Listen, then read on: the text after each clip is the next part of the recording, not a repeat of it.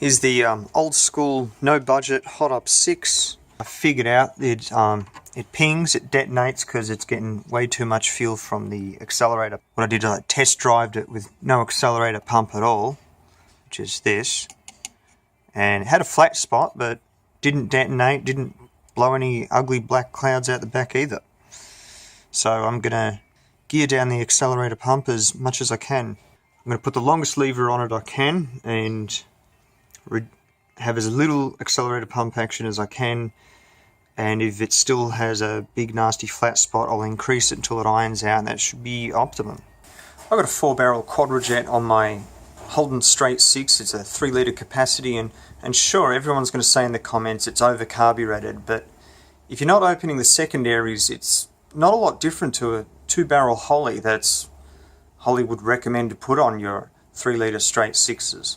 Here's a little tool I needed to get out the axle the accelerator pump lever runs on. Alright, so there's the accelerator pump, there's the axle for it. It presses in. To get that out, I had to get in here and give it a big push, and then it popped out the front. So since this is a 3 litre engine and these carbies run great on a 6 litre engine, something I can do to reduce the leverage against the accelerator pump is, that's where the old axle went. I drilled a hole there to put a new axle in there. So it'll lengthen the lever on this side, at the same time shortening it on this side. So I'm going to have to drill a new hole in this. So here's two factory options for leverage adjustments on the accelerator pump, and this one was running in the close to the seesaw hinge side, which is going to be more accelerator pump. I could have simply just popped it down here and had less accelerator pump. However, the factory, when they stamped these holes here, probably never intended for this to be on a 3 litre engine. Now I think I've made a mistake already.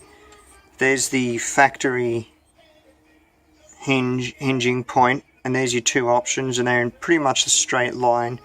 And my new hinging point, I feel like it should have probably been in line. I'm just going to carry on and we'll try. If there's a problem, it may not be pushing square down onto the piston here. If there's very little accelerator pump action, maybe it's not going to matter.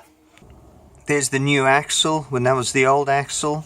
So shortening this lever at the same time as lengthening this lever, and the push rod to drive it's been moved from this hole to this hole, further lengthening this lever, because we've got to think about the cam here that lifts this lever.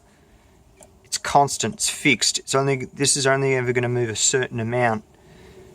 So you absorb it with the length of this lever, and the more you absorb it, the less of it's going to transfer to this piston.